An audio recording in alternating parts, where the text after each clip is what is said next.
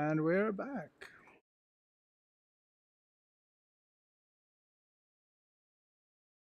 Jump into some GTE practice.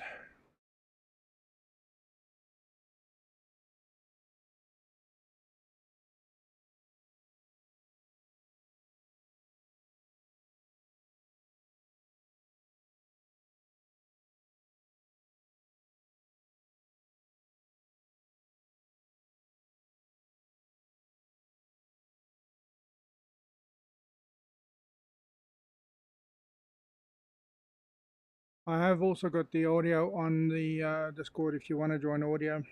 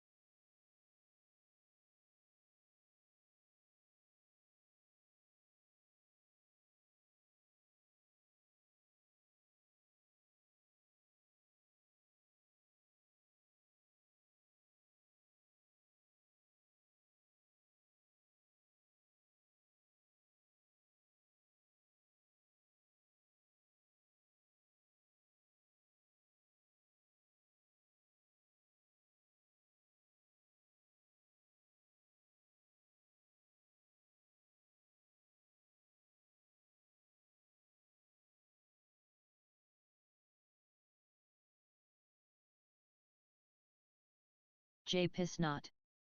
Only problem is that I don't have a headset, so it would relay all of the sounds back to the stream. Yeah. Yeah, I can possibly just set it so it doesn't come through the chat anyway. Let me quickly do that.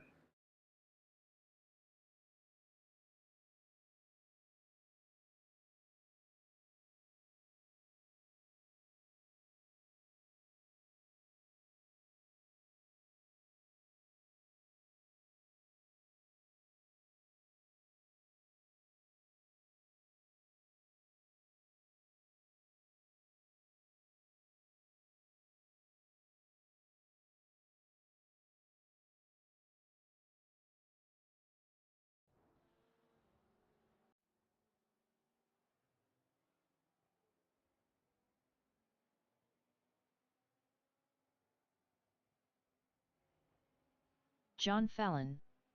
CNA, you hear me? Not yet. Sure. Yep.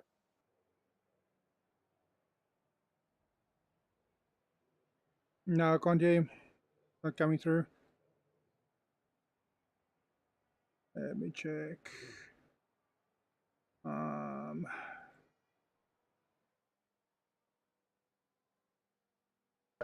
Can you hear me now?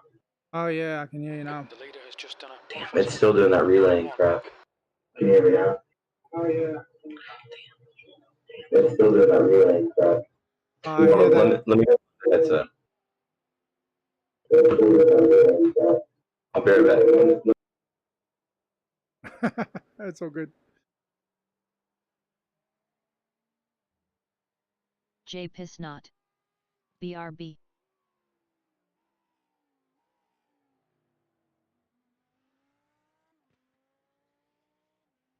I actually want to see if the audio is also coming through the other side because I've pushed it through the virtual device, not the main audio system. So let's see.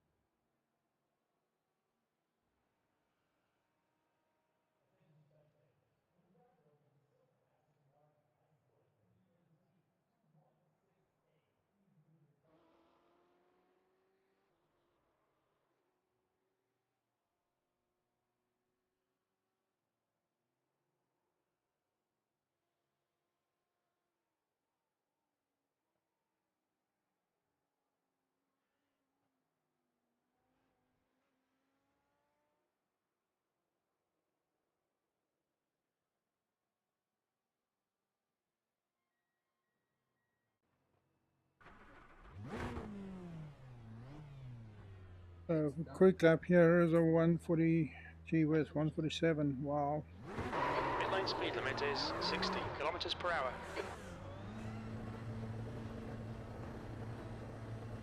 Exit's clear. Push.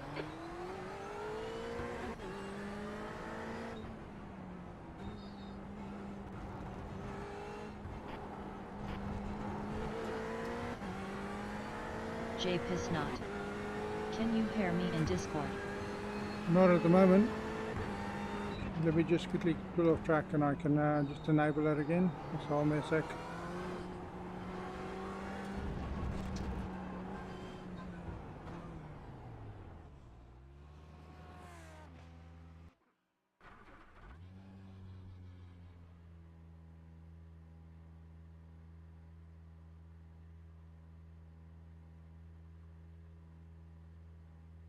Not.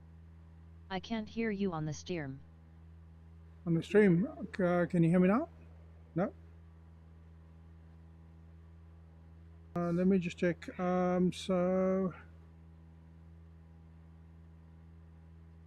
let's see. Not. But I can hear you on Discord. Okay, cool.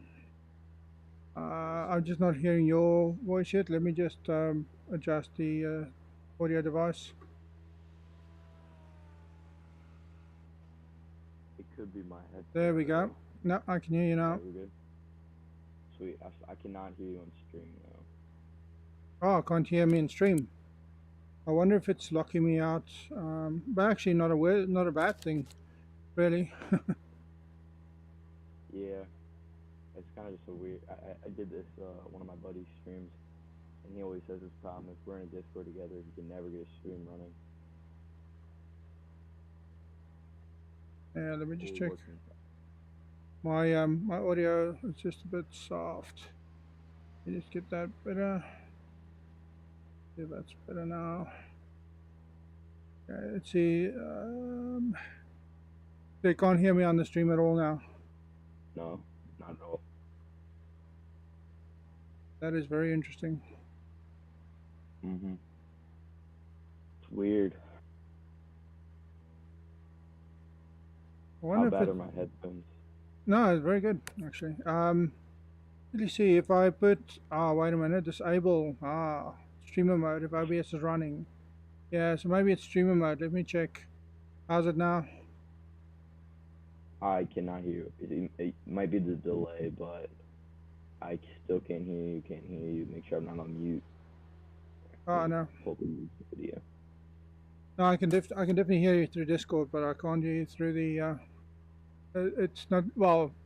If you don't hear me through the stream, I think it's probably because of the fact that streamer mode was active. Let me just.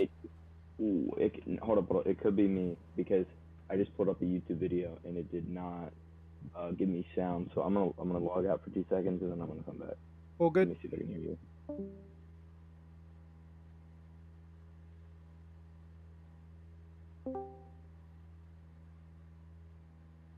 You're perfectly fine.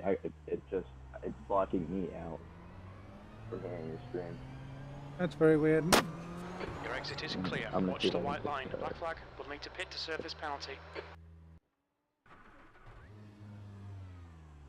It's weird. Because I used the same push to talk button on both ends. Exit's clear. Oh yeah, Disengage you're limiter. good. It's mine.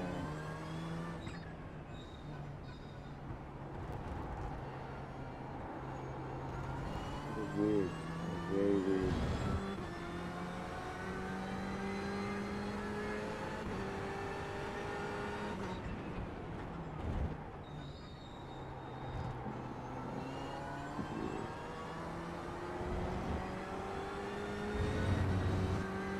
Love this stream, by the way. Very good stream.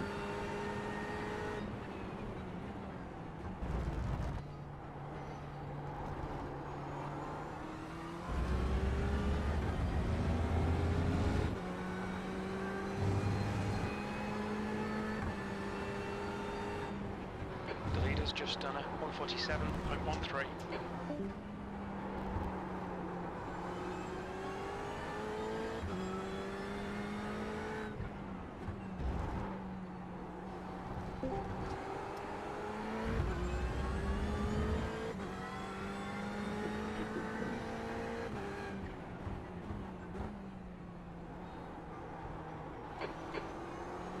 Yeah, I need to resolve some of these technical issues. Hopefully, I have a bit of leave coming up, so I'll resolve it hopefully in the next few days. I think you're good. I think it's just smooth.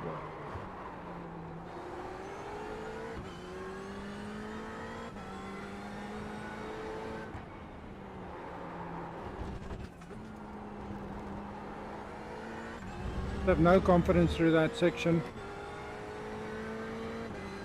And there's I think it's about a 30-second delay anyway in the stream. P3. And I think it's purely just because I don't always trust our local internet providers to be able to handle low latency streaming. Oh yeah, I feel that. Even in America, I live in the middle of Virginia. It's still a pain in the butt here.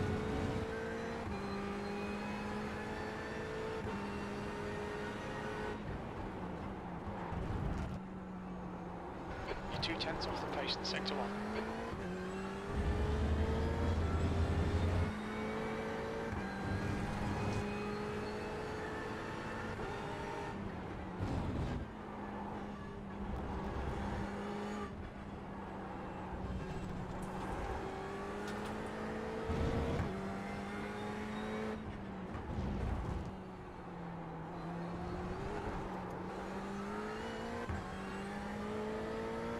Yeah, I look at my mixer and I've got Google Chrome at 100 and Discord at 100 and it's still not trying to work.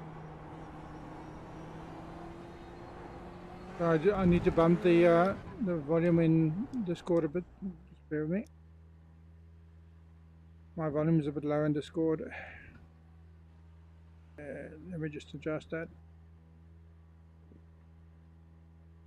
You're good. You're all good. It might be me, or it might have just changed the. Oh, I hope I didn't. Funny. That's better. Okay, cool. Good. Yeah, I don't know why. I mean, in my Discord and my mixer for the volumes, I have Discord at 100 and my Google Chrome at 100. So I don't know why it wouldn't give me sound relay from Google. Yeah, that's very, very weird. I'm just gonna try to reload your stream. Maybe that's it. Yeah, that's probably it. The other thing I need to do is just check if I have a way of setting it so the voice chat doesn't necessarily come through the main audio as well.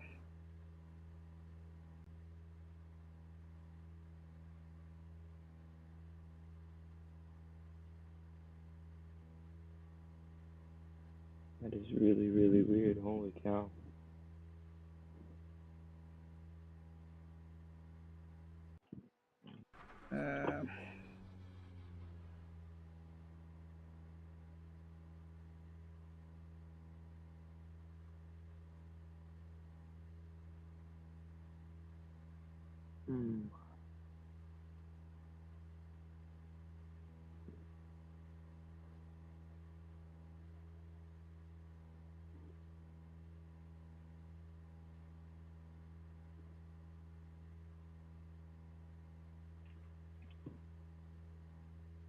I'm gonna try to pull up your YouTube stream, see if it works there.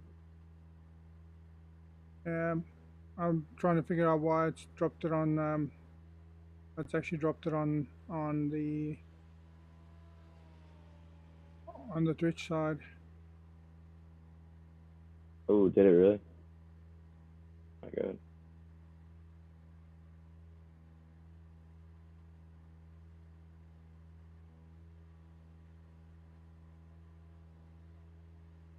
I don't know if it's a 30-second delay, but it seems good on my side of the stream. YouTube better.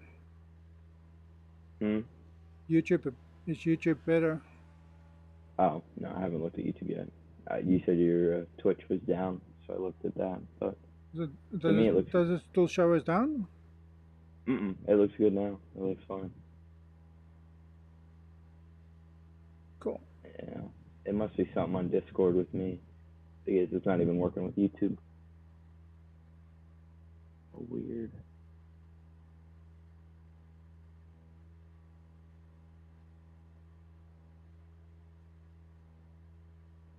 So that looks good. I'm just trying to find the, can't remember where that stupid zoom mode setting is. Let's see. Current streamer mode. There we go. Enable stream mode.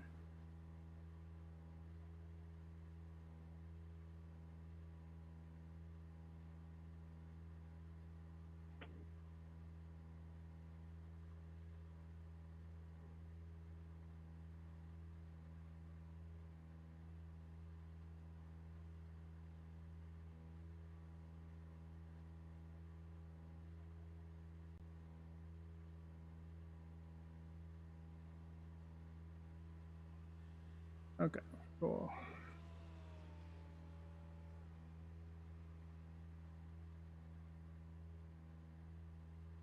Let's see. Okay, so just want to jump in.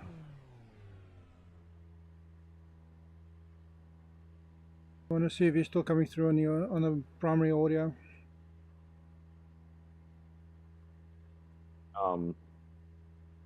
Yeah, For your side? Yeah, it's still coming through. I'm just bringing your Discord in so I can control the audio it's presenting. Oh, I understand though.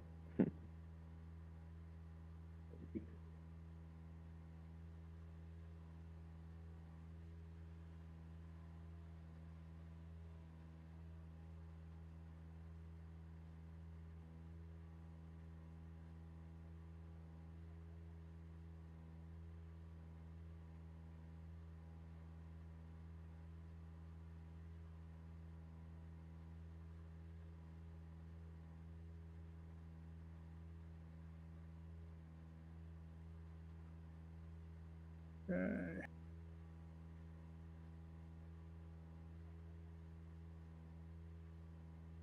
See if your audio is still coming through. Yep, I'm all good on the Discord side.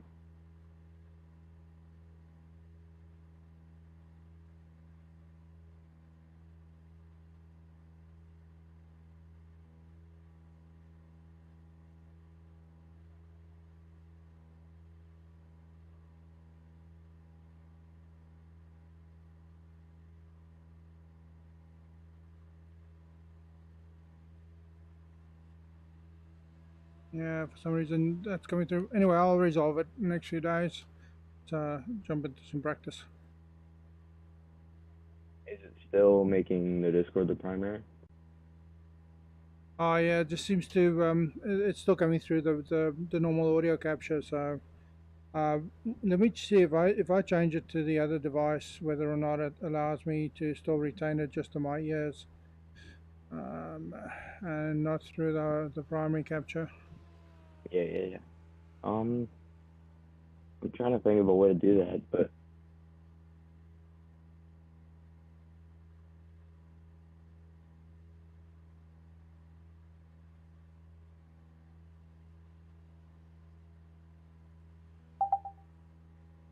Yeah, no, it'll definitely retain it, so it's okay.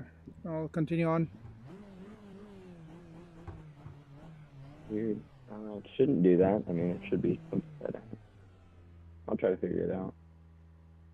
If there's something I can do.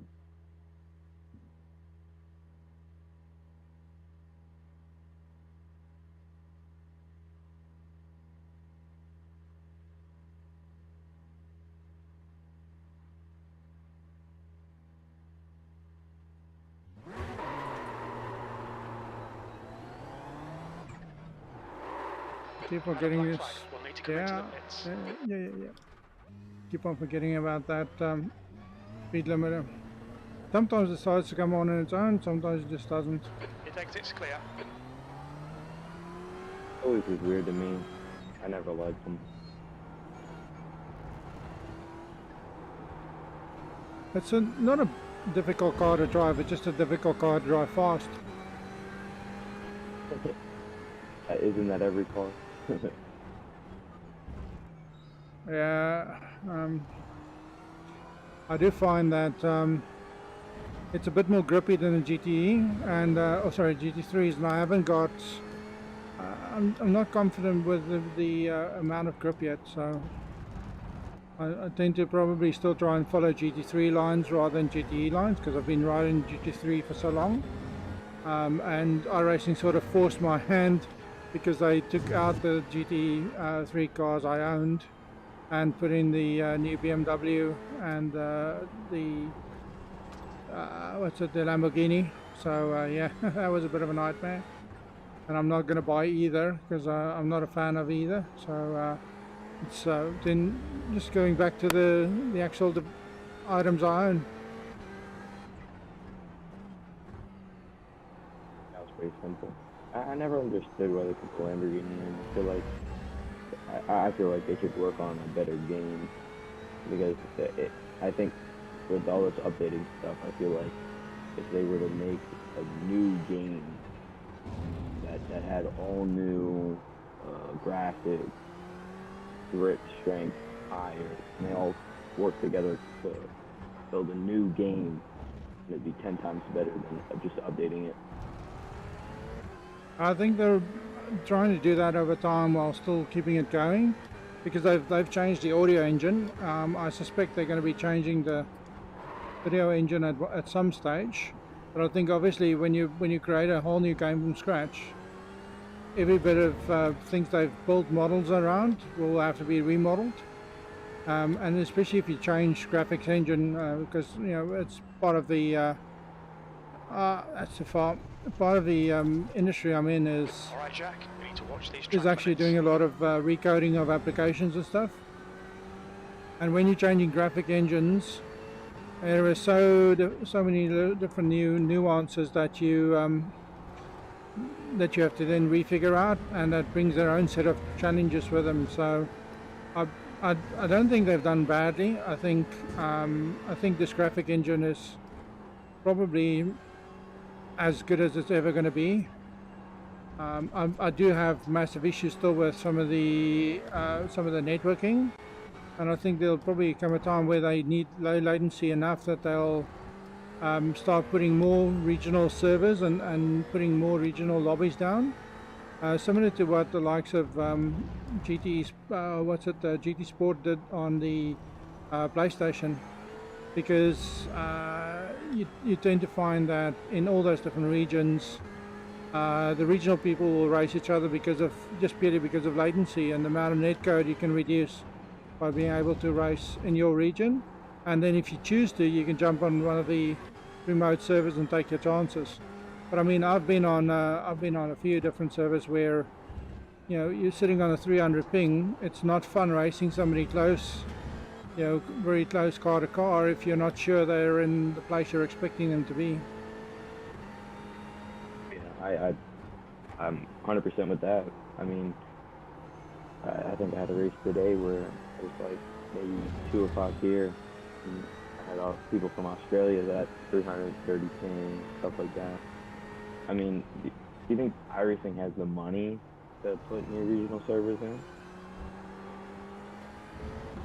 Yeah, I think the thing is they use cloud compute for it anyway, so it's purely just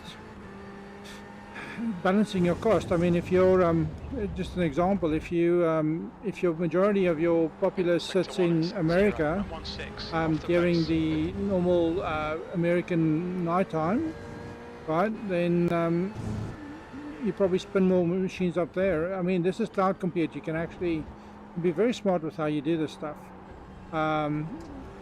And still get those really good benefits at the end of the day by saving costs on not having 4 servers up if you only need 2 to run, because it's in the middle of the daytime in Australia, and only people without employment will be racing, which will be a much smaller subset. But like I said, there are ways and means you can solve this. I just don't know if the actual engine lends itself to that yet. On another point of the actual engine itself, I mean, I mean, it's a great engine. I mean, it's beautiful. I mean, how much they've gone in, like, how long has it been?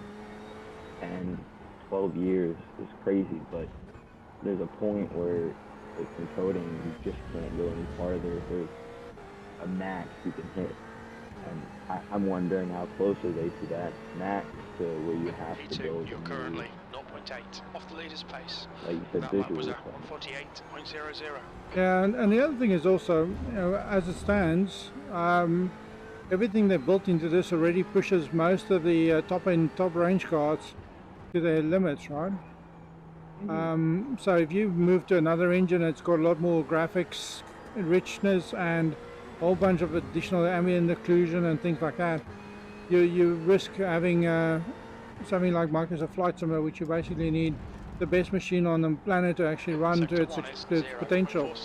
With this engine, it still allows you a reasonably wide array of video cards and devices to run, and still have, you know, a good experience. Not a great one, not a, you know, visually tantalizing real world experience, but I mean, this is, I've driven a lot of these tracks in real life. They look very close. So it's, you know, it's that balance of getting something that's visually enticing, but still at the same time, I think their focus is more around having, you know, having a simulator more than it is a, you know, a graphically beautiful game, if I can put it that way. Oh yeah, I mean, I totally agree that it shouldn't just be a, what do you call it, a beautiful game but runs like crap on most computers. I mean, that would first waste a lot of money for iRacing and then not be enjoyable for the crowd that plays it. But I'm not saying completely visually. I'm saying like a new update. I mean, even an update, right? There's a point where you cannot get past a more realistic grip feel.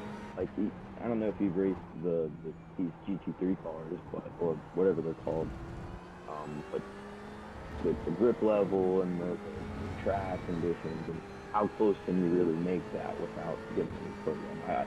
I didn't mean 100% the visual, but then again, that is a big part of, you know, actually finding.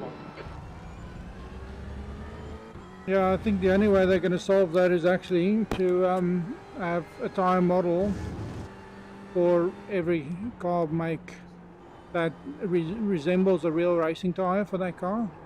I think at this stage they're still at the point where they have a tyre model, and a tyre model is slightly modified for each car set rather than specifically being modeled for a Goodyear tyre on a GT3 car or a Kumo tyre. You know what I'm saying?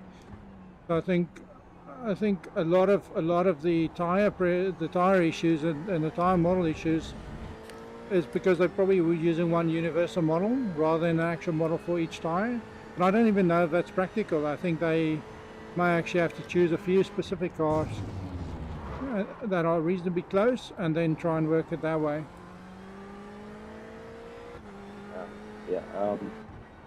Yeah. That makes a lot of sense. What was I going to say? Yeah, what was I going to say? Because I can tell you one thing: the tires on a little Mazda MX-5 at MX-5 drive so close. It actually so close to how the real car drives. It's scary. It reacts the same way.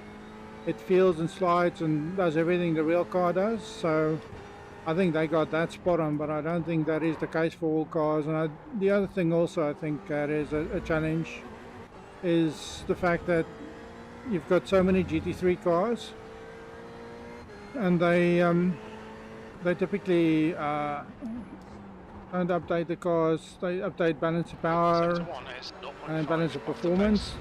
They update the baseline setups, and I mean, now we've got the new configurations with the master cylinders and stuff, but I mean, I don't know if the actual modeling they do with the cars keeps up with the season-to-season changes that GT3 itself actually makes in real life. I think that would be a monumental exercise as well for iRacing to keep doing that on a continuous basis, rather than just retiring a car, making a legacy and moving to the new one. I don't know, it's not that easy to do, I think. Oh yeah, that must cost a lot of time and money to keep revamping and revamping and revamping and updating and downloading and coding. Or you can go the way that BeamMG has gone, where it's actually modeling the whole suspension, or every component of the car, which is also the other ridiculous end. I mean, BeamMG is great if you want to see what crash physics looks like. Not great for doing high speed simulator racing. That's crazy. I mean, the stuff we have now compared to 10 years ago is just out of this world.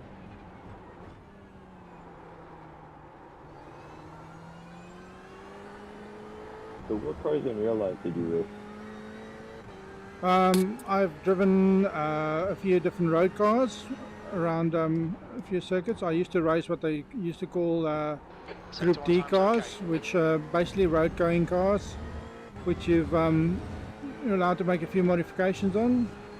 I never had the money to race the real expensive stuff. Did a lot of karting, but for the most part it was just the Group D cars, and they mostly it's mostly your like your Toyota Yaris's or Toyota Corollas, your Mazda 6, those types of vehicles, but they allow you to do a few little modifications in the suspension and run performance ECUs and things like that. But for all intents and purposes, it's basically a road going car with a roll cage and a bit of modification to it.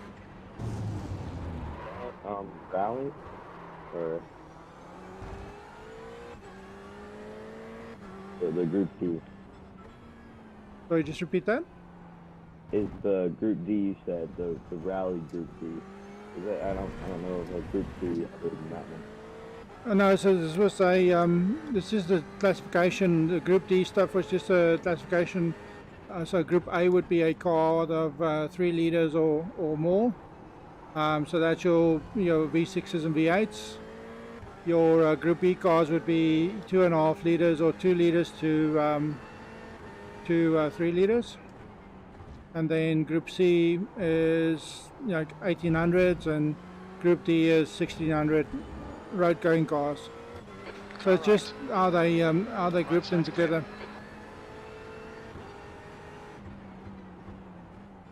It's just like a classification, like you have GTE, GT3. These were just different classifications they gave to the series to let you know which car capacities and things like that. I drove a few of the faster Group E cars, but never in race trim. It was just a bit of testing. But at one stage I got married and normal life started taking over, and you just can't afford those things if you're also trying to have a family and everything else. So I'm glad for sim racing, because I can still live out all those enjoyable things without being constrained by which cars I can drive and can't drive. So it makes a lot of sense. I mean, you gotta grow up someday, I guess. Oh yeah, well the other part is you can't afford it. I mean, if you run just to run a normal Group D car for a year is close to $300,000. That's if you only have a few incidents a year. It's very expensive. It's not there's a big saying, how do you make a millionaire? You start with a billionaire and you get him to sponsor some racing. Yeah. Especially in I think of NASCAR and the modified series and the late model series, which I guess I can kind of compare that to what you guys have over there. the road racing. We have the dirt racing. And start one of those teams. It's not as much as the 300,000, but it's about 30,000 for a car or for a little dirt thing in the digging. And if you wreck it, that gets really expensive. And then if you, I mean, even the winnings off of that is not sustainable. You have to sponsor. You have to. I mean, it's a good sport. Absolutely, and if you don't have sponsors, like I said, I didn't have sponsors. I did it all on my own, and not having sponsors, it costs you that much. But I mean, you have to actually buy the car. You have to modify. You have to put a roll cage in. You've got to get a racing license. You've got to, get all the safety equipment and everything you need. By the time you got all that stuff the first time, you're already deep in a hole, and you haven't even raced the car. Oh yeah, that doesn't sound. I mean, it sounds fun once you get in the car, but beforehand it does. But yeah, I mean, at least you got the race, I guess. I mean, not a lot of people get to do that. Sector 3 The thing is, you can actually go. Off the pace. If you really want to do that, I mean, there are things like racing schools where you can go, and you pay a amount that actually take you into a skip barber car or something of the sort that you can actually do racing license and things, and then you do have series where you can actually sort of rent the car without having to own it. There are some supplier series, but those things are getting rarer and rarer because you get a lot of people jumping in there that actually don't know what they're doing, and they're just damaging all these vehicles. For having that Australia, that's very, very lucky. America, that was gone by the 1980s. I remember there was a series, the late model series actually, it was named something different in the 1980s, but this guy named Carl, but he went from being a Cup Series, which is top series in NASCAR, all the way back down to late model series. He couldn't find a ride, so he went back to an old friend, and he asked him, can I have a car? One of those supply things, right? You've used half your So you don't do that anymore. And that's exactly that reason. It's just people wrecking them, and they stopped that back in the 1980s. Yeah, and the thing is, I mean, there are a lot of especially in the young and upcoming guys, there's a lot of programs that they have where they take young people who actually have the aptitude and actually sign them up for a racing series. I'm unfortunately not at that age anymore where it's viable for me, but I can definitely see young guys can do that. I mean, the guy who won the, I think it was last season, won the NASCAR series. I think he was 18 or 19. He won like what's it, $150,000 or something. The iRacing one or the real one? iRacing one. Oh yeah, I think it was 175,000. But yeah, but the work. I think he, the William Byron one, which he did a few years back in like 2016. I'm not sure if he won it, but he got good enough to get in a race car and actually race a car. Which, as a little kid, 14-year-old me looking at this iRacing thing on some computer, I was amazed. I mean, I always thought, like, can I do that? Which is almost impossible now, but hey, I love sim racing, I love the community. 0.45 off the pace. Good place to, good hobby. Yeah, it's a very good hobby to have though, I must say, I quite enjoy it. Unless you get those guys like you had on your stream before. That was funny.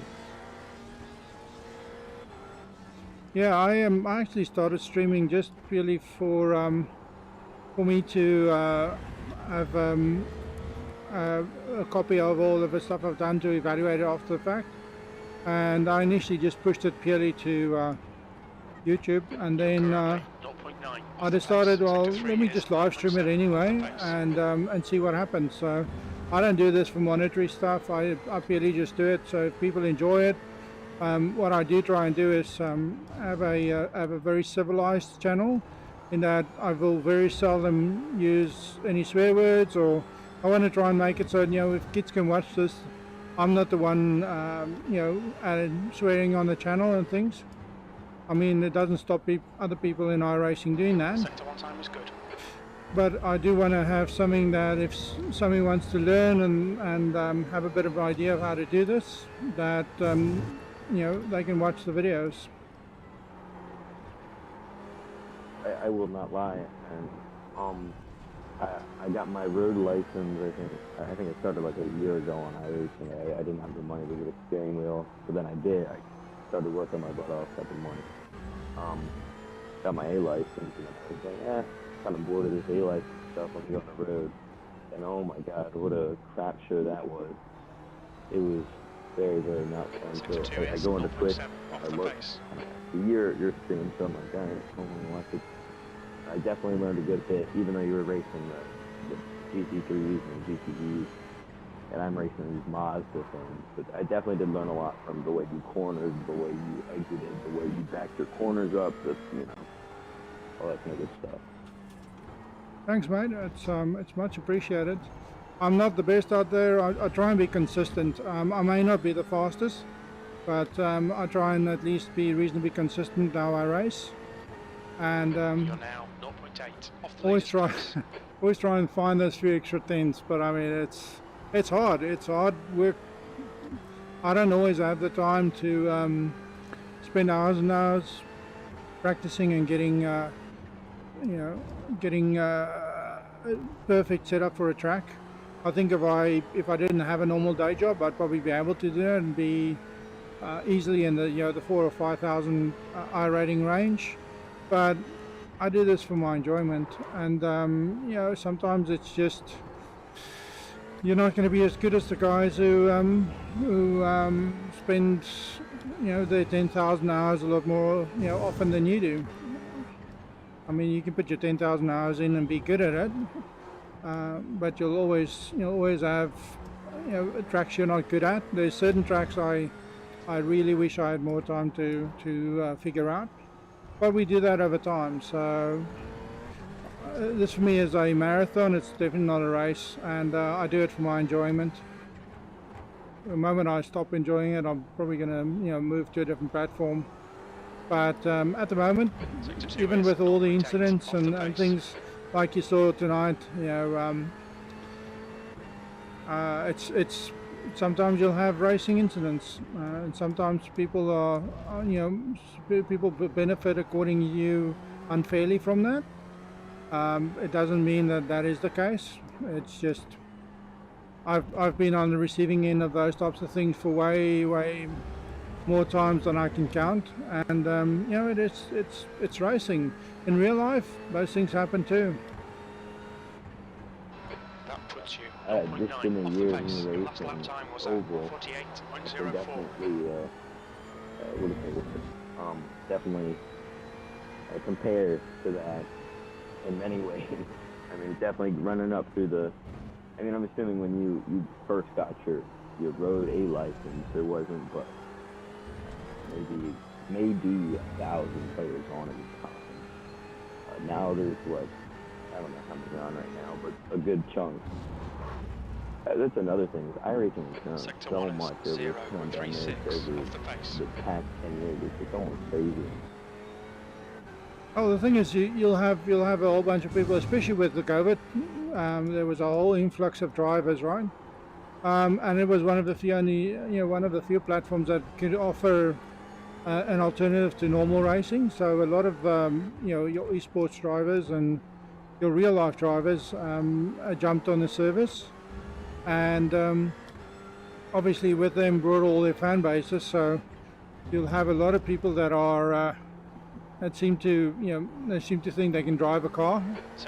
Oh, it's easy driving a road car at road pace. It's not that easy to drive a car at racing speeds and have headroom and space to actually think and react. If something happens, how do you actually handle those things and react to them in a way that isn't going to kill everybody around you.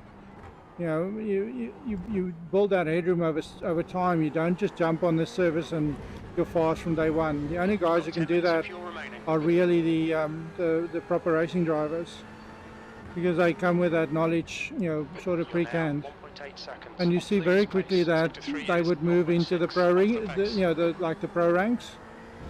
So unless you've got Speed, who obviously lost it a bit over, you know, sometime last year. But you can easily you can easily work yourself up if you just apply good racing principles and put in the seat time to get to know the car. Like I said, my problem with the GTE car is I think I spent too much time in GT3 and I didn't drive the GTEs enough. So now I'm having a massive learning curve with these cars, trying to figure out how to best drive them without firstly killing myself and extracting the best amount out of them. Oh yeah, I mean I think I definitely learned a whole bunch from just racing in the lower leagues of NASCAR racing. It's definitely a big learning curve of, hey look, you may think this is NASCAR Heat, it's a video game, but no, you are not that good, trust me. And it definitely was a big wake-up call, because when I first, you know, I'm assuming you know who Jimmy Broadbent is, the guy that he likes streaming and all that kind of fun stuff. Well, I loved watching him. You know, iRace, oh my gosh, well, iRace. And then first thing I tell him, I'm like, oh my god, this is a lot harder than I thought. But it's so much fun. I mean, it really is. I mean, I think I've never been such attracted to a sim/game in my life.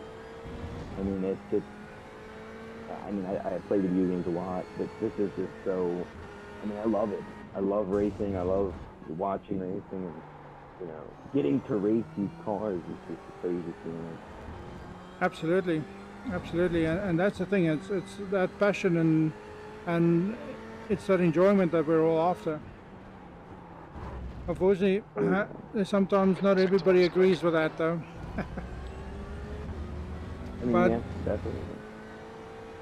But there are definitely benefits, you know, to driving a whole different range of cars.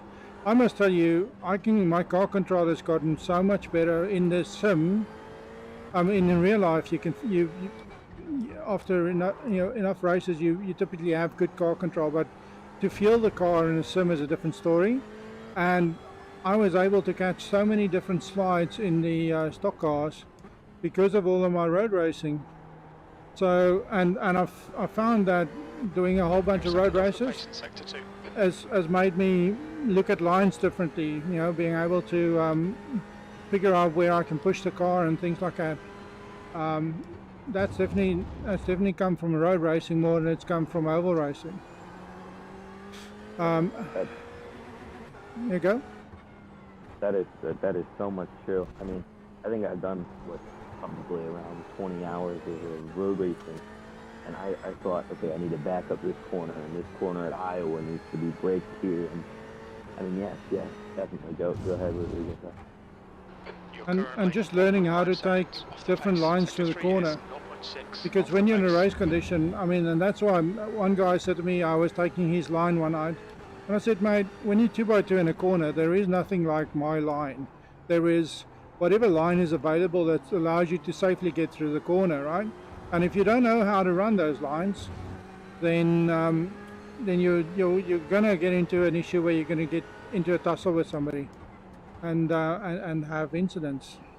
You know, a lot of guys focus on just running the lines that they know. Sometimes run a different line, get to know those lines, so that if you are 2x2 through a corner, you can both get through a corner safely without losing too much time. The other thing I didn't see your reply the other night. When I described the brake balance, did it actually help you? Oh my gosh, I had a what's it called, a Daytona National road race that Sunday, and I'd asked you that question, and I think I gained about like 4 or 5 seconds just from changing that brake balance to where my fronts wouldn't lock up. I forget what that is, but when my fronts locked up, I changed it to where the back would start to lock up before the front, and oh my gosh, it saved my time so much. And thank you so much for that. I'm sorry for not responding. Oh, it's a pleasure. I didn't know if you got the explanation, but it just helps you to balance the car a bit better as you go into those braking zones. Like if you definitely you'll see with this car, the fronts lock up just a smidge before the rears do. And the thing is also with brake bias, if you're going into a big braking zone like this one, you can actually, one of the things you can start learning to practice is, especially in road racing, is to adjust your brake bias more to the rear, just one click or two to the rear when you're getting into those big braking zones, and then when you're wanting to do a lot more trail braking like this one, you can adjust the 2 clicks to the front, so you move more of the bias to the front and you have more turn in. So like with this corner, you don't want to have the brake bias too far to the rear because you're not carrying that much speed.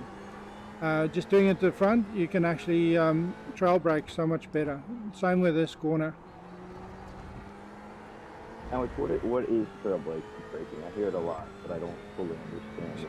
So trail braking, what I'm doing, check what I'm doing. I'm just slowly reducing the brake as I go through a corner. So you keep the brakes in. You finish the majority of your braking in the straight line, but you carry the brakes into the corner. So you're basically lifting off. So let's see if I can show you through this corner. So I've still got the brakes on. See, I'm just trailing off them as I get to the apex of the corner. Okay. That would make sense on what trail braking is. Yes. Now delete this lap. You've cut the track. That's just the other thing with the notion. You have such a big thing because in racing, oh my God, I had this huge spot. One of my friends races these little dirt things, and one of his problems was, he didn't have people to join a Discord call in or look at a stream of real racing and then get in a Discord and go, what does this mean? What am I supposed to do here? What is, it's crazy community. Yep. Yeah, so actually, I was so busy practicing, I actually missed my race. That's fun. That's all good. Oh, man, I don't. No. That's on me. I wasn't checking the time, so. Did I really make you miss both of them now? No, you didn't miss me. You didn't make me miss anything, right? It's. I was focusing on the getting the lap time up, and I hadn't kept an eye on the clock. So I managed to miss the Mount Panorama race, but that's okay. I'm going to practice it anyway, just so that I have some seat time at the track before I do jump into a race. So it's no biggie. It's all good. I prefer having a night of practice anyway, every now and then. So when I get on the track, it's not the first time I'm there. I have a good beat on what the track conditions are and things like that. So let's see, that's 22 ends in an hour. Okay, I'll jump into that quickly. Question: You're still working? No, today was my first day of leave. I mean, but you were still going to work like the past few weeks, right? No, so I'm currently on leave for the next 2 weeks. So I'm going back to work on the 7th. But I've got a massive honey-do list waiting for me of things that I need to get done in and around the house. So I'm not factoring in any availability of just fun time and just driving, just time where I can just sit in for hours and hours practicing. So yeah, I've got a whole bunch of things that still need to be done too. But so what are the COVID restrictions? Because in America, we are, very big on locking down, you know. Yeah, so with our side, we're actually reasonably open at the moment. They tell you if you feel uncomfortable, wear a mask.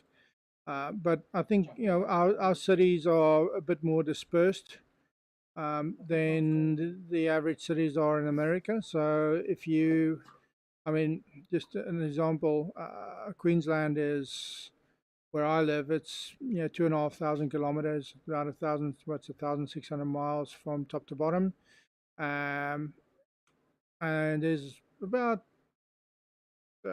in that space, there's probably about 7 or 8 major cities. That's it. It's not that large. We're a lot more dispersed and far apart from each other in Australia. So you typically find there's a lot of cities around the coastal area, and then as you move inland, they just peter out. There's probably 15 to 20 towns and regional hubs around Australia, but we're not as as populated as America is. I mean, I think our population is 24 million, so it's a bucket, drop in the ocean in alignment with how big yours are. We do have some hotspots, and those hotspots are in other states. So pit lane speed limit is 50 they do kilometers per hour. Looks like you're clear on the pit exit. They do have some border restrictions they've put in between our different states. So if you go interstate, let me just pop the volume on this a little bit lower. If you do go interstate, they've just opened the borders for the Christmas season. So you had freedom to move, and then a few of the other guys ran into trouble where they had flare-ups of corona, and that basically has locked things down. But I mean, we're free to travel in the I hit the wall. We're free to travel in the state, and like I said, the state's quite massive, so we're not in the type of place. All our stores are open. We don't actually. I haven't worn a mask since COVID started, but I've mostly been working from home, so I've not had to go into the city much. And even when you go into the city, most of the businesses have enforced remote work, so that sort of helped. And as I said, we're open. We're open for tourism. We're open, well, especially in Australia and New Zealand, which is about a 5-hour flight from where I live.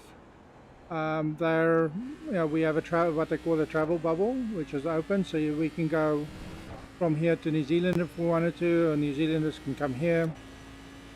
But we're open. I mean, I've really struggled to understand why America's fully closed everything down. I think it's more a political thing than it is, purely just to stop the spread of COVID. But I'm not an expert in any of this. And as I said, I'm sitting on the biggest island in the world. So. Oh yeah, I mean, it is. You're very correct. It's very political in America, and again, it's America. That looked You bad. get to choose Can you wherever confirm you that you're want, alright, whenever you please, want to Jack? work, whatever you want to do. Great Exit country. looks clear. Yeah, I don't know what's going to happen with the whole presidential election thing, but it's interesting to watch from here. But I do have to say I'm glad I'm not the one having to make those decisions and having to push through in essence, I mean, there's two candidates that may not appeal to everybody or anybody. There used to be a movie called Brewster's Millions. I love that movie because of one of the things that he said. He said, there was some political rally and they were asking people to vote, and he basically said, vote none of the above, So I don't necessarily know. I mean, when it comes to politics, I'm not a fan of politics in the first place. Anyway, I believe if you're serving the people, you should leave your politics at the door. But I'm just glad that we're not in the current situation. I hope there's those changes that are coming in are done peaceably, and that everybody gets what's fair. I think fairness is the one thing I've seen that's probably not been there for all parties involved. I mean, I could not agree with what you just said last. I mean, I'll give you the rundown of the American people right now. Is half of us are against what Trump is doing, and half of us are against what Biden is doing, and then somehow we have another 50% that is both of them. Yeah. You know, it's a little ridiculous, and I talk to my dad all the time, and he, of course, old guy, he loves Trump. But I tell him America is so corrupt right now, it's ridiculous. And I mean, it's and I tell my dad all the time, I go, look, the only government that is sustainable is a dictatorship. And of course, I love politics. I just love, I don't like arguing, but I love, talking to people. And I guess I don't talk to people very much, I'm racist. But, politics is just a common topic of Americans that it just brings it up, and it happens in everyday conversation of who's the better president, Trump or Biden. And sometimes those conversations aren't the best conversations you have with that person, but yeah, back to what you said, it's definitely a very weird time in America where it's definitely what you said with the leave the politics at the door. What does that mean? I mean, it was back in my dad's day that you picked a side and you didn't tell your friends and nobody asked you who you voted for and nobody really cared. And now it's this big deal of, you need to vote him or you need to vote her, and if you don't, you're racist, and if you do, then you're homophobic. I would have gone more into detail with my wording if you weren't screaming, but it's a crap show. It's all it is. It's politics for you. It's a great thing. Yeah, and that's what I said. I think it's a really hard time for anybody because, for all the free speech that Americans have, it seems like you very quickly find out, who's in control. Just find out who you can't criticize, right? Exactly. Cancel culture. I'm not sure how much you guys hear about that. Yeah. It's taken root here as well, but the funny thing about Aussies are we don't typically conform to that stuff. We fight back, and there's a few people that they've tried to cancel very unsuccessfully. Your quickest overall. So we definitely do have some cancel culture. Oh, screw up. Some cancel culture things trying to pop up here as well. It's not a great thing. I mean, it's a bully tactic. It's all it is for me, anyway. I could not agree with you less. I mean, it's completely. I would say completely ridiculous. I mean, it's a bully tactic. I mean, there's no way to sort that. But it's kind of. I mean, you said that you guys stand up for it and you go, this isn't happening. Well, the problem is I'm not saying that what you said was wrong, but you conservatives have tried. And the only problem is they'll get this type of response of you're racist, you're wrong, you're homophobic, you hate the gays, the reason why you're not canceling them is because he's black, or he's African American, or he's Indian, and it's every sick of it. We're all sick of it. But I mean, I don't know what to say. It's how the world works now. Yeah, and it's not, as I said, there's unfortunately a subset of culture at the moment that they derive a pleasure from doing that, and that's why I said being mean is easy, mate. keeping your calm when things have gone wrong takes a little bit more spine. It takes a little bit more character, and I think that's a lot of what's missing, and a lot of what's not been instilled in kids today is to have character in the face of adversity. Have character, right? When things aren't going your way, you can do a dummy spit and call everybody whatever name you want to figure out. But the reality is, you have to have some accountability for the situation you're in, right? And that's why I said it's not that difficult to say when you're wrong, admit you're wrong, take it on the chin, be a man, and have a bit of character. But as I said, you're sitting with a whole bunch of people who can sit behind a keyboard, and because they're semi-anonymous, they don't have to be accountable to anything. And even the case of that guy in the stream earlier that came in and was like, you should have been banned. I don't think, if he was a respectable human being, I don't think he would come up to your face and go, you should have been banned. You're wrong. I'm not going to sit down with you. You're wrong. And it's just what it is today, you put a screen in front of somebody else and somebody else in front of a screen, and they'll argue all they want and nothing will get done. That's another big problem, is they'll argue and argue and argue. This is what I hate about politics. Is they'll argue and argue and argue, and then they'll debate. Which, oh my God, it's the funniest thing. They'll debate. And then nothing happens. Nothing happens. And it's like, guys, a good example. Americans got paid $600 from the government. It's $600, okay, great. Well, it's been 9 months, and we were supposed to get $2,000 from them, at least by the first month. And never happened. I mean, it's like, it's so bullcrap. Is that the stimulus package that everybody's been holding back on? It's exactly that. I mean, and that's the thing, is when people start using things that people used to absolutely need, I start using those things as political chess pieces. That is just wrong. Those people should be there serving the people, right? That's ultimately they were appointed by people to work for the people, right? You're paying their salaries. If they take away something that the people actually need, the people should have full rights to say, remove that person from office. They're not fit for office. Just take them away. Find somebody who'll do the job. Because ultimately, if somebody's going to be playing politics with the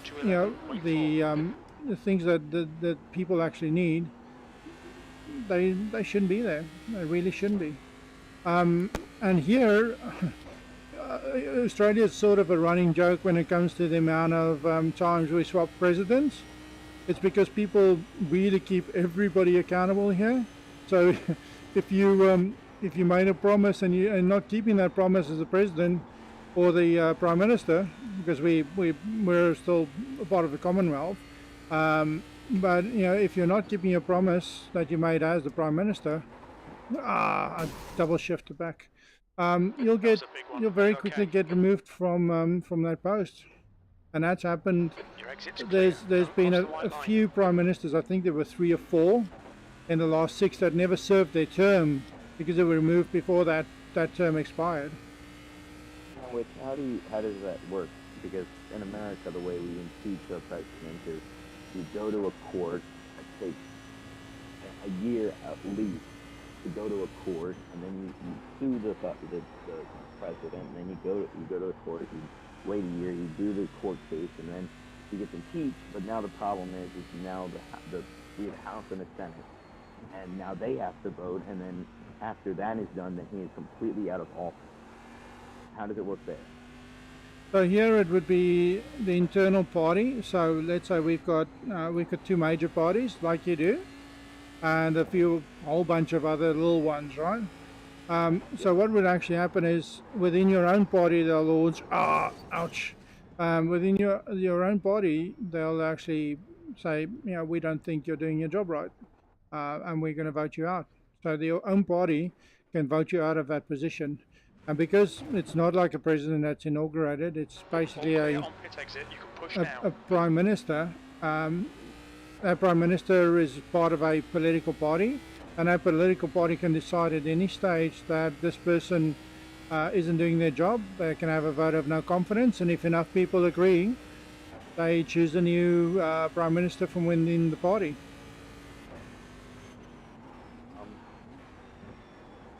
One single little problem with that in America is we seem to have this ideal of, if I'm conservative, then my president can't do something wrong. And it's a sad reality. It is. No hardcore conservatives will say that Trump did something wrong in office.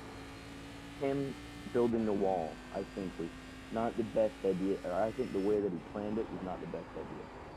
I think he should have sat down with leftists and said, look, this is a problem, let's fix it. He didn't do that, he went straight to building the wall. And this was a big thing back in 2016.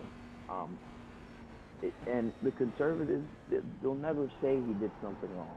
Even if he killed the child and said it wasn't my fault, then hardcore conservatives would never say that he killed the child on purpose.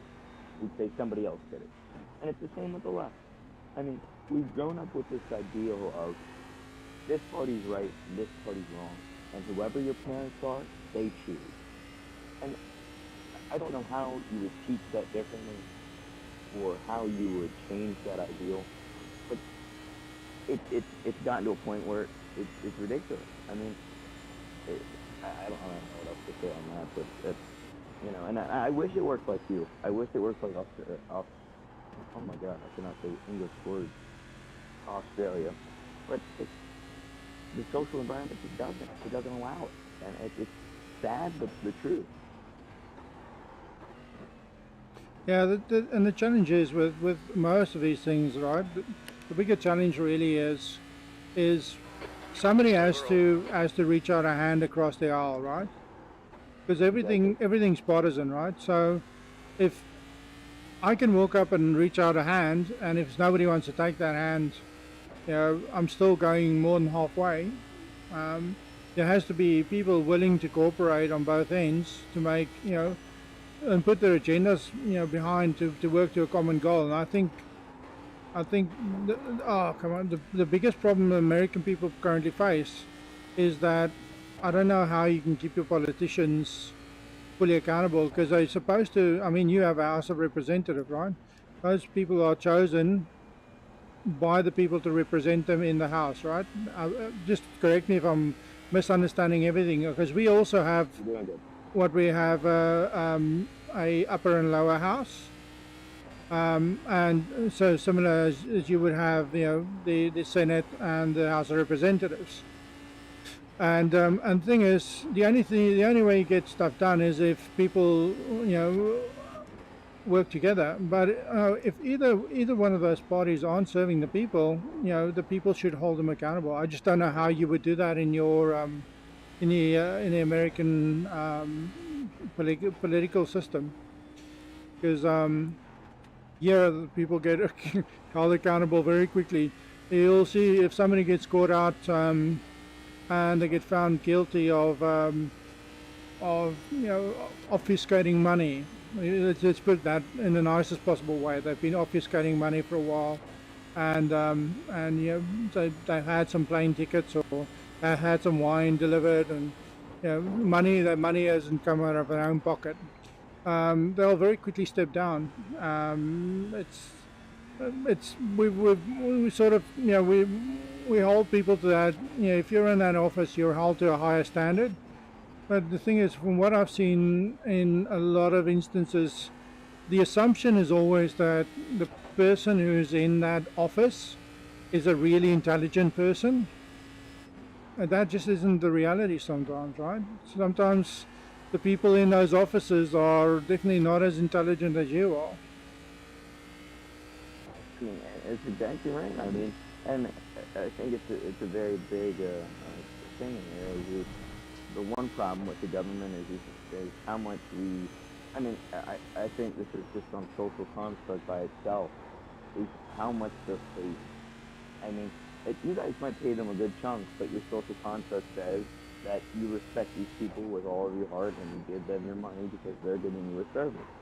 Well, in America, we think, well, these guys are giving us a service, so they better, I don't know how to say a better word than the tough words, but they better bucker up to me, and it's mine.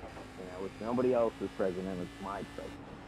You know, it's not the people's president, it's my personal president.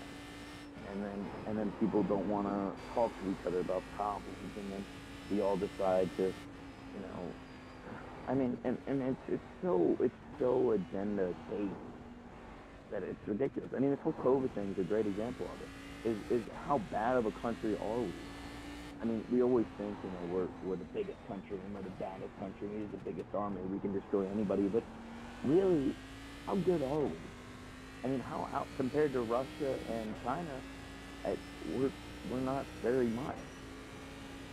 Yeah, I think you may not have the feet on the ground if you talk about taking on a country of 1 billion people like China does, right? And China, you know, this is a public forum, so I'll just keep my words a bit toned down. But the reality is, you know, they can throw potentially 500 million bodies at you at any country attacking them, right?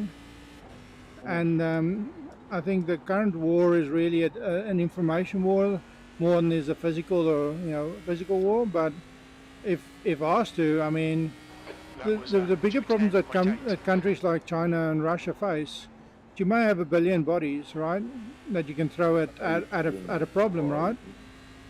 But do you have weapons for each one of those bodies? Do you have enough bullets? Because the chances of that actually being the case, very little.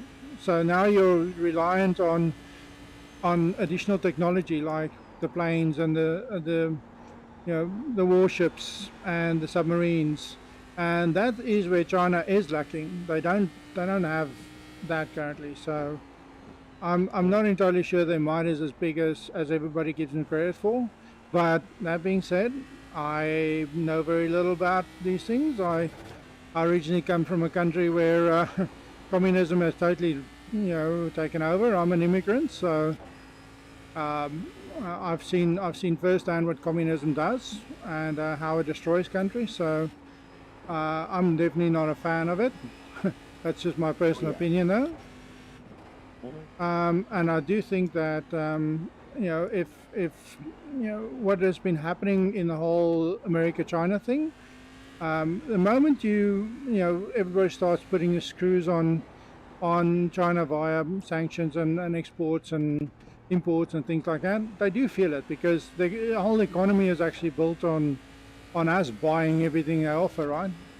If we're not buying, they sit with a whole bunch of stock. I mean, I saw an article yesterday where they said we are banning imports of coal from Australia because they obviously disliked something we did, and they said we'll no longer buy your coal. Now there's about 1,000 ships sitting outside of Beijing with a whole bunch of coal, and at present Beijing's or China's having massive issues because they don't have enough coal to keep the lights on.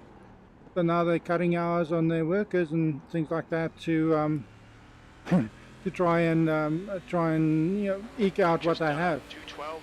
So on the surface they look a lot more prosperous, but I think it's much more in an ice age than we all think it is. Mm-hmm. Now, I will freely say this, but I completely disagree. And that's fine, because we live in free countries and we can disagree on whatever we want to disagree on. But I feel that even if China were not to have enough coal for us, Australia, I mean, I don't know why, but I have this feeling that China is just a different power. I mean, I think with Russia as well, they've got to be hiding something. Because why would the U.S. be in the spotlight so much? It just seems too realistic. I mean, I think with remember the bombing that happened the thing that blew up in Libyan or whatever it's called. Oh yeah, that that a big fertilizer thing that went off. Yeah. Mm-hmm. There should be more things like that in the world. I mean, it's not a good thing. It's not a good thing at all. But there's little things, and this is the same with coronavirus. It started in Wuhan. We didn't know about it until 8 months later. So what else are they hiding? What else is going on behind closed doors with Russia, the United States, and China that we have absolutely no clue about? And we'll never know about it. I get a weird feeling. It just seems weird to me that those three, and then that's the other thing, is they have so much power. What do we really know? I mean, as the people of the world, what do we know? I agree with that statement. There's a lot of things that if you knew about, you wouldn't sleep at night. And I always say security is a word that they've invented to make people sleep at night. And it's a concept that was invented because if you knew half the stuff that happened in the world every day, you wouldn't sleep. I mean, you think about world powers, just look at human trafficking and people just disappearing and they just never get found, right? There's a whole bunch of things that happen every day. The world's not a nice place, let's put it that way. My view is I'm going to try my level best to keep myself as informed as I can, you know, because information is power. And see if I can spot those types of things and be prepared for them. But the reality is it's we never know. You never know what could happen next. I mean, 2020 has been one of those years that it just highlighted how many weaknesses there are in the systems that we've come to trust and we thought were unbreakable. I mean, all those things. You look at the health systems, you look at banking systems. You look at, you don't even know. I mean, in my industry, the amount of hacking attempts that have happened, because everybody's now at home. Guess what? Now you have 1,000 additional attack vectors that you can implement if you were a bad actor, right? All those things, the whole new exploits. I mean, the American government was hacked by SolarWinds. There's so many, and that's why I said when you look at where things are going. All of these things are information driven at the moment. I mean, they want as much as possible information about each other. And you know, in the old days, you had a spy with a microfilm. Today, you have a spy with a laptop. I mean, that's the way it is, right? Your whole world, or that whole view of where the data lies, has changed, and the approach to dealing with it has changed. Oh yeah, I mean, it's a very scary but realistic look at what the human race really is. It's a strive for power and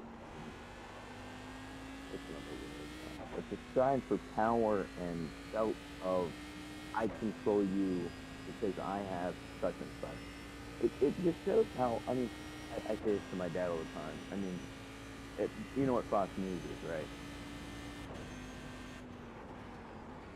Just say that again? You know what Fox News is, right? Yes. It's a very, very right-wing, conservative viewing platform. Right. Well, according to all indications, yes. Exactly what he said. America is built on the freedom of speech, the freedom of assembly, freedom of religion. On those 5 freedoms, I listed 2 of them. On those freedoms we have, and that was supposed to stop the communism. What? I cannot speak English. From censorship of the news, of media, of what we're doing, what's going on. But the people have chosen to censor themselves, and of course, I mean, I don't know how right or wrong I am. I could be as censored as everyone else, but it seems that you pick and choose what you want to hear, even though people that chose what you hear, that's a bad thing. If people choose what you hear, that's a bad thing. But if you pick what you want to choose, then that's a great thing. And I feel like that's what's wrong with both communism and capitalism. Is the people control what's happening, no one else. And that's where I say, go back to dictatorship is the only form of government that can survive a long period of time. That lap time was 2:10.9. Yeah, it depends. I mean, and this comes back to, this. If you go look in a place like Africa, Africa is very tribal, right? And very often you'll see that, even though there's multiple political parties in a country, the majority of the populace will vote for one party only, and the reason why is because in a democracy, tribalism doesn't work well, and in tribalism, democracy doesn't work well. So, you'd say to somebody, and I'm speaking from a bit of experience in that, you would have somebody say, I'm voting for this party because that leader is our king. So they still see that person, even though they're an elected official, they're still seen as the king, and they're expecting the king to be a good king. What if you're not having a good king? And that's where a dictatorship is great until you don't have a good dictator. If you have a dictator that doesn't care about the people and purely just cares about, you can look at a place called Zimbabwe for a good example of what a really bad dictator looks like. You can look at Chavez. You can look at Cuba. Dictatorships, they only work as long as the person in charge of that dictatorship hasn't been corrupted by all the wealth and power, and that is always a challenge. Any system that you can put and think out in the world fails the moment you introduce humans to it, because you cannot account a system for human greed, or for humans' capability to be evil, or humans' capability to be good. You just the systems cannot be calibrated for that, regardless of how many rules you put around it. The track temperature's I'm increasing. sorry for not It's now saying this, 61 but I meant Celsius. to say, a dictatorship is The the lap only time was form at of government that will 2:12.2. work on the basis of that it's a dictatorship, and that no dictatorship is good nor bad. Yeah. It's evil. It's evil. I mean, but capitalism, right? It lets everybody, quote unquote, roam free, right? Communism, everybody's tied in. You get this, we're all equal, we're all fair.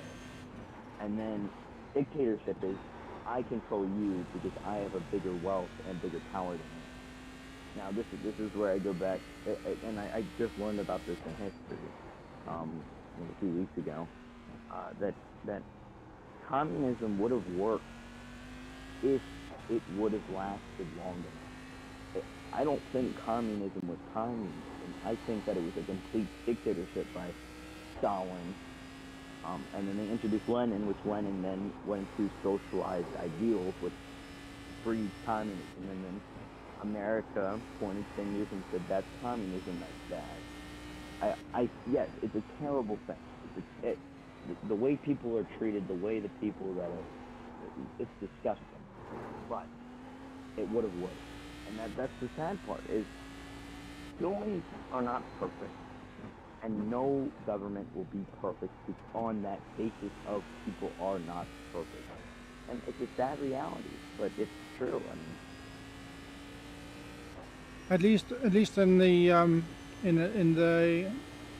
way we've currently got things structured, you have the ability to you have the ability to barter for what your time is worth, right? You can go and you can say, as much as the system's broken, you can say, you know what, I've got skill level X, Y, and Z. That skill level in the free market has got a certain value, and therefore I know, that I can earn a certain income. Where in other systems, you get told what you're worth, and if you look at a little thing that caused a big uproar. There was a what's it? Was it a 2% tax that England wanted to levy on America? That caused a Tea Party. Can't remember what the amount was, right? Yeah.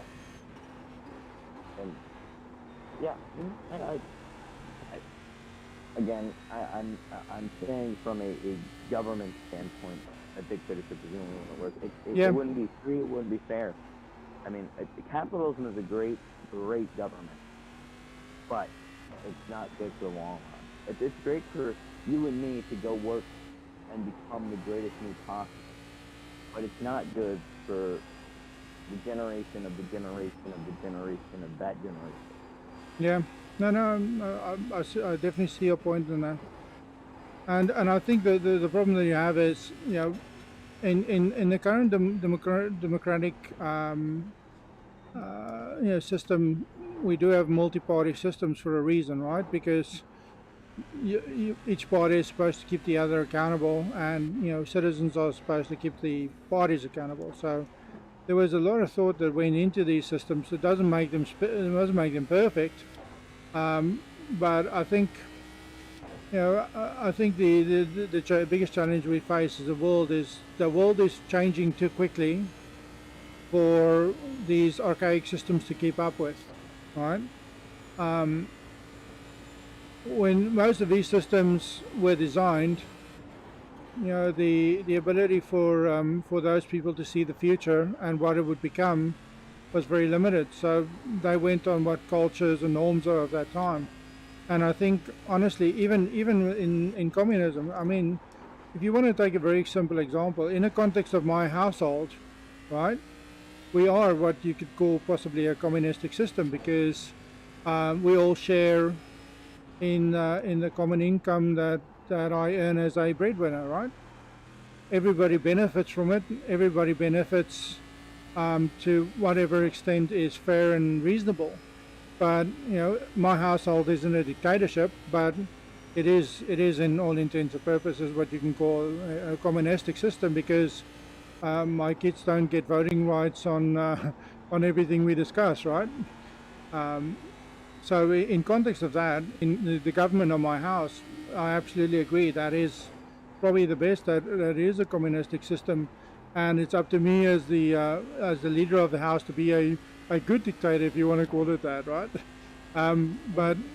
But when you expand that across a whole bunch of different people and different different cultural views, and different norms. I mean, some people are conservative, some people aren't. I mean, I am obviously, as you can see, a very conservative person, but I try to always think in a progressive way, at least. But it's not always easy to see it from somebody else's point of view, and I think that's lacking in a lot of what you see happening in the political sphere at the moment, is that inability to see anybody else's point of view. And that's why I said I'm happy to disagree on every aspect of what I've discussed. As I said, I'm by no means a political expert or any of that. I have an opinion, and if that opinion is agreeable to some, it's great. If it isn't, that's also great, because we should all have the ability to raise our own opinions about things, right? And say, I think this is good or that or bad. I think that has actually fallen away a bit. Your ability to be able to speak your mind and to say, this is my opinion about things, and have that opinion respected, even though it's disagreed with. Completely agree. I mean, that would be a perfect world if we could all disagree but agree and come together and fix problems that are in the world. I mean, a good example of this is climate change. I mean, some people decide to think that they like to dig their head in the sand and go. I mean, I believe, I'm going to switch topics for the stuff. I'm going to get back to what you said first, which you're very concrete. Oh my God, communism. Oh my God, I really was such a freak. you're a very conservative person, and I like to think of myself as I am too, and that's okay because we can both disagree, as we have both stated in the past hour, that we disagree on things, and that's fine. As long as we're able to sit down and have a conversation about it and understand each other's topics, then the world will take its circle. But the problem is then you get the people that aren't perfect and that don't understand that someone can have a different opinion, and that's basically, I think that is where every system fails.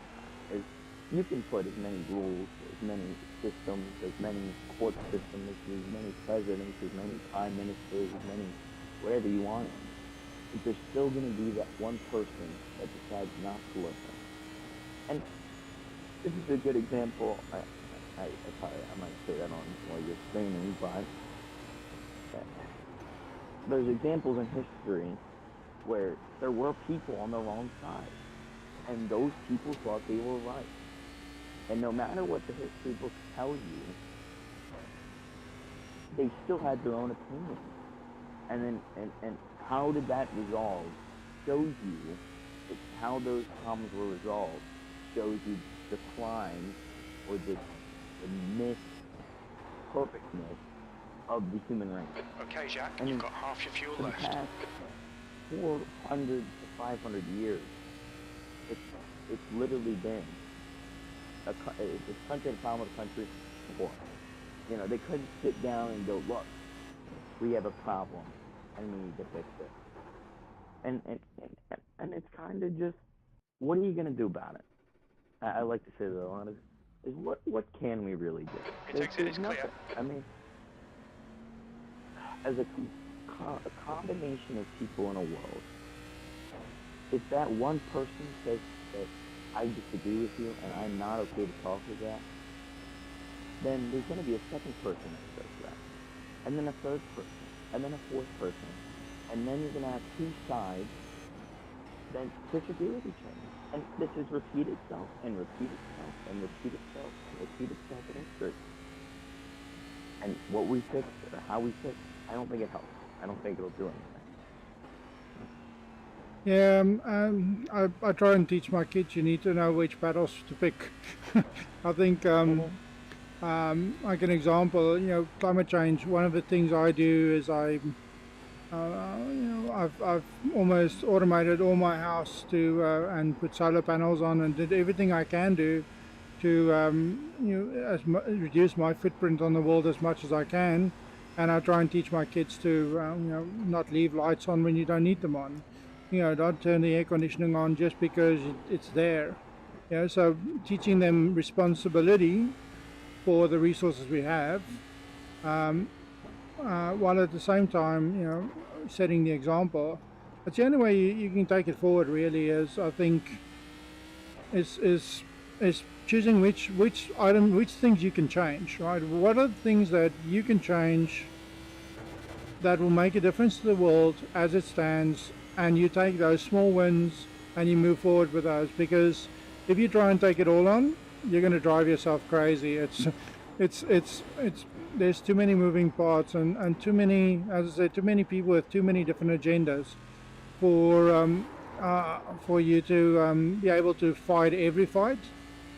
I just think you have to be smart with the battles you pick, and just like I said, change the things you can change and leave the world a better place than you found it. That's my life aspiration is if somebody's mean, to not be mean, not to return, not to escalate it, to deal with it rationally and in a civil way. And that'll work with some people, that won't work with all, but the reality is I've had people in across my path that are purely just out to cause pain in the world. And if you entertain or give those, if you give whatever's behind that person energy, and you how can I say, if you entertain it, you're only making it stronger, right? And if you don't, say I choose to walk away, I'm not engaging in this, then you potentially de-escalate a situation, and that's sort of what I said. I've learned from my life to decide which battles are worth fighting for, and if you are going to fight for it, you go in full. If you don't, if you're only going half committed, it's never going to go or end up in any good direction. But as I said, pick the battles that you have the ability, or pick the battles that give you the ability to leave the build a better place than you found it, and that's all you can really do, right? Exactly. I mean, and if everybody did that, then we'd be in a perfect world, but Oh, it wouldn't be perfect, but it would definitely be a far sight better than it was now. I mean, give you an idea. I mean, you sit with people. I've friends who came from Poland, right? And they come out of Poland at its worst. And the first time I met this friend of mine's parents, his mom went into a store with us, where in the first time in her life, she didn't have to wait in the bread line for 4 hours to get a loaf of bread, right, to feed her family for that day. And for the first time in her life, she saw a shop filled to the brim with shelves full of things she could just pick up and buy. She's never seen that in her life. So, how do you help somebody like that? It's not easy. Knowing that person potentially has to return to that place, knowing what she's seen, it was heartbreaking to see her reaction. So there's a lot of evil in the world, and it's just picking. If you can make the world a less evil place, that's a great thing. That everybody's a hero for doing that. And as I said, if there are people who don't have that view in life, that's going to be something we all have to deal with. I mean, I've had my fair share of bullies in my life, and usually at the back of that person is somebody who's carries a lot of scars themselves, and the only way they can feel that they're worthy is by demeaning or hurting somebody else. That is their frame of reference. Doesn't mean that I return, their anger and their rage, or do I just calmly say, if you want to take it on me, mate, go for it, but it's not going to make you feel any better. A bully is a bully. You have to learn how to deal with them. And as you said, with the cancel culture, we as a society will have to learn how to deal with those bullies, because they're the new bullies. That's just what they are.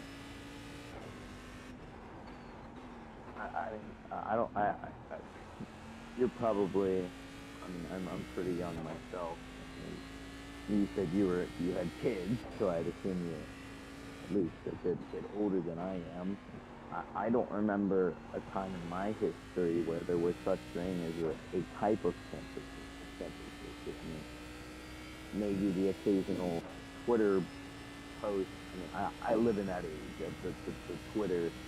This guy was bad. This guy was, I mean, the only time I remember that is literally just somebody going on Twitter and saying somebody's bad, and somebody's fan base going, "You're bad."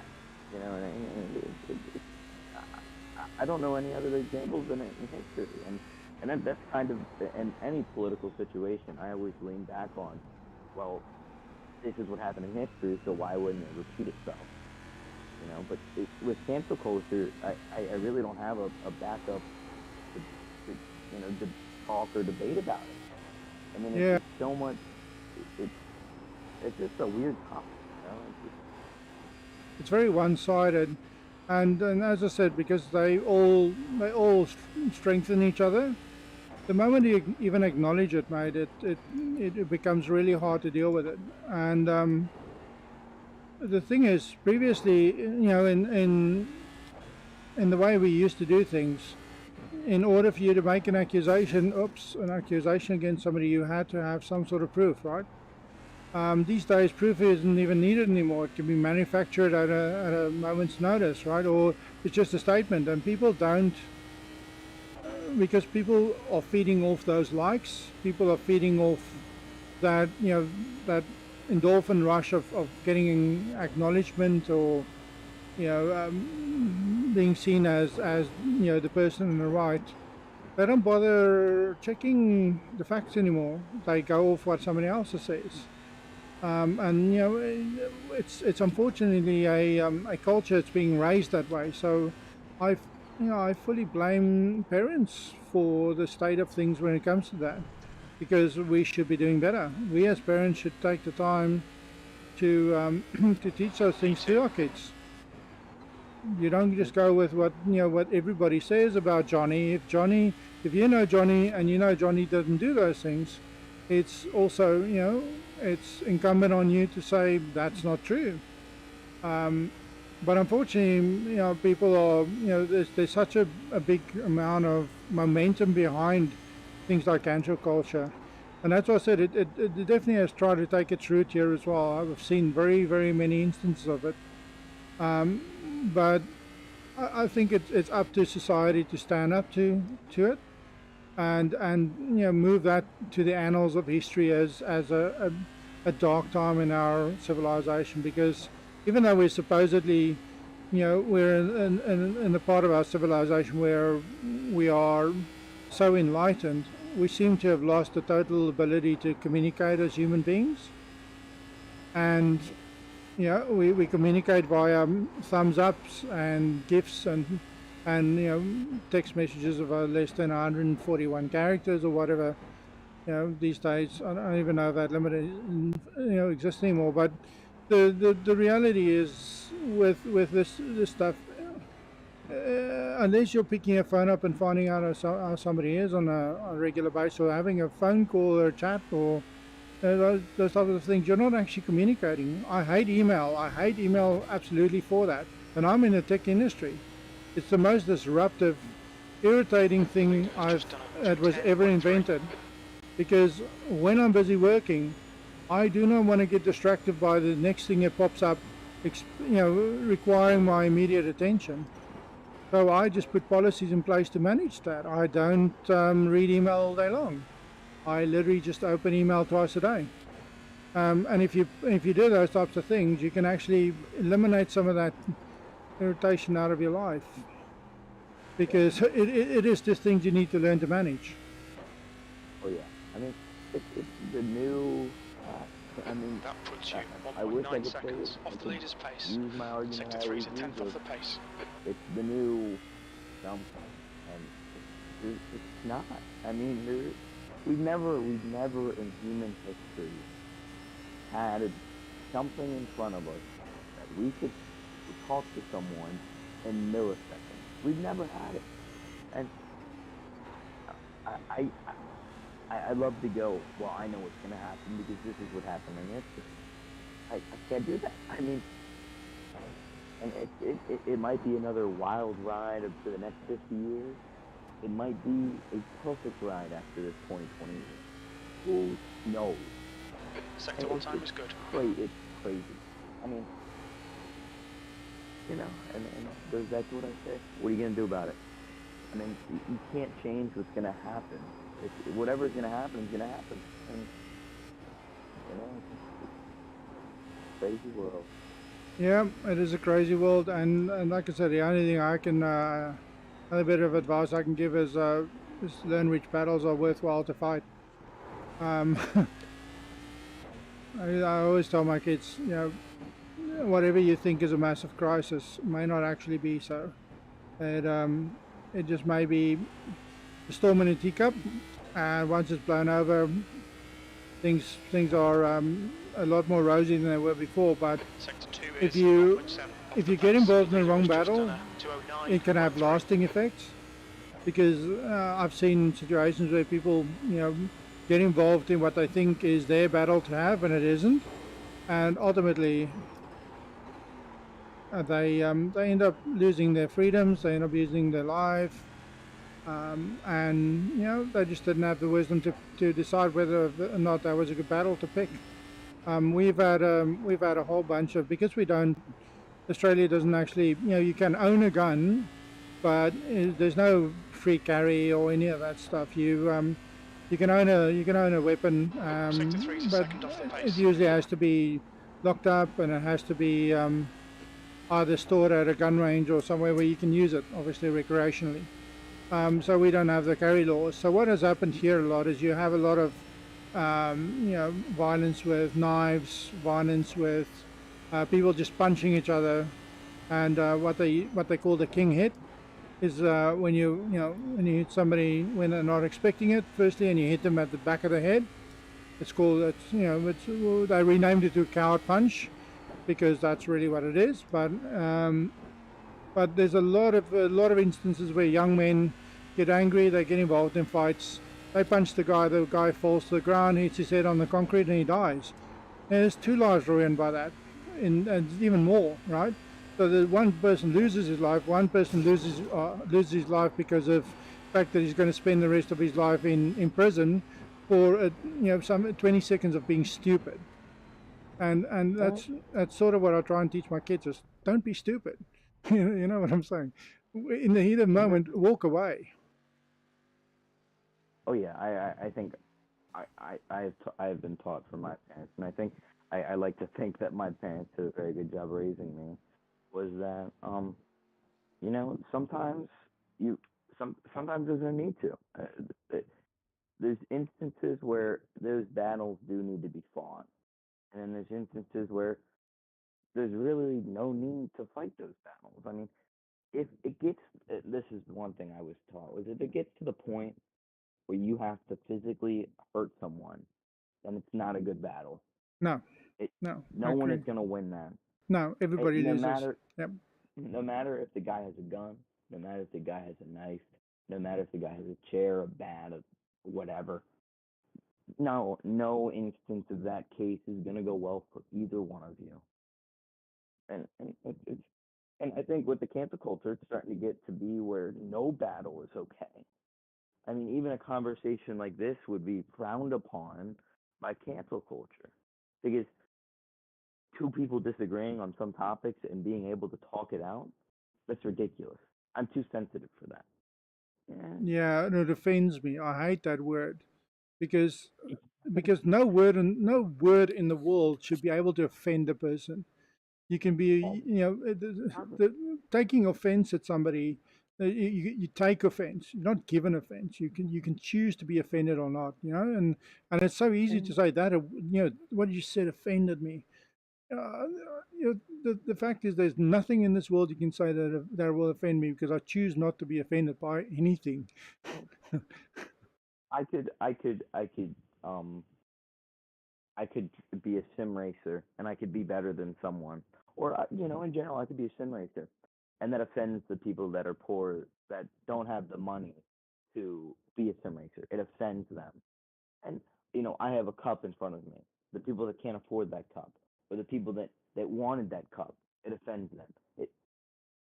Yeah. And I agree with you. It's a corrupt word in itself, and it's like security. Like we said before, security is a made-up word to make people feel protected. Absolutely. Mm-hmm. All right, what race are we doing next, or are you in a race? I'm just gonna play a little. I'm actually gonna jump into dead street stock. Let's see where dead oval, dead oval, dead road. Let's see what's there. You can't miss it. You cannot miss it like that. It's 7 minutes. You missed it by 7 minutes. Did I? I'm in one. Yeah, I'm in one right now. That's okay. I find this conversation way more interesting. So, whoever else is watching the stream, I hope they enjoy that too. But I don't actually mind. I'm actually well over my quota for the day, so I'm probably going to be wrapping it up in the next few minutes. But it's definitely been a really interesting discussion. What I'll probably do is I need to play around a little bit with Discord to figure out how I can split the streams so that the Discord chat doesn't necessarily go through OBS, and see if I can split the two out so that it doesn't affect the actual stream on the Twitch side. So I'm gonna play around with that a little bit over the next 2-3 days so I can get it better. It might be that you might want to look in the settings of the restream bot, because it looks like that's what's posting all of the Discord chats in your thing. Yeah, I've set it to post to Discord as well. But I could probably just it's easy. It's just the integration I need to stop. So I'll play around with it a bit and see. Launch a private stream and just see if I can figure out what's causing all of it. But that's interesting. Well, thanks. It was a really good chat, man. That's, I hope you have a pleasant meal. Because what time is it there on your end? 7:30, 8 in the morning. Oh yeah. Yeah. So, yeah. Thanks for watching, man. You started early, so I quite enjoy that. Thanks. It's good to finally put a voice to the name. And yeah, I'm looking forward. We can definitely add a lot more of these chats. I quite enjoy, talking through life and things while driving a car and not trying to not bottle it. So Oh yeah, I mean, it's great to always have somebody across the world to talk to. Yeah, that's cool, man. I really enjoy that. But thanks. I'm probably just gonna give it a wrap, and I'll be back again on Sunday. So hope to see you online. I know it's a lot of family time and stuff now, so I may just do 1 or 2 races on Sunday, but I'll probably do I've got the week off next week, so I'll probably do 1 or 2 more nights. But I'll see how it goes. You do whatever's comfortable with you. Don't just get on to try to see if I'm on. You do whatever you need to do. No, the thing is I'm basically just going to balance things because I this is my hobby. It's something I enjoy, but I made a very big I made an agreement with my wife that I'll keep it as a hobby and at specific times and dates. There's a bit of leniency every now and then over the season, but the fact is that we have an agreement about it, and that's what makes things work, is exactly that, talking through things and getting to the point where it suits everybody, and the kids get enough of my time, the wife gets enough of my time, the house gets enough of my time, and I'm able to stream when I want to. So it's all good. Yeah, it's been good, mate. Thanks for watching, and I look forward to many more conversations. Oh yeah. Thank you. Cheers, mate. Thanks everybody for watching, whoever's still there. Cheers. Yep.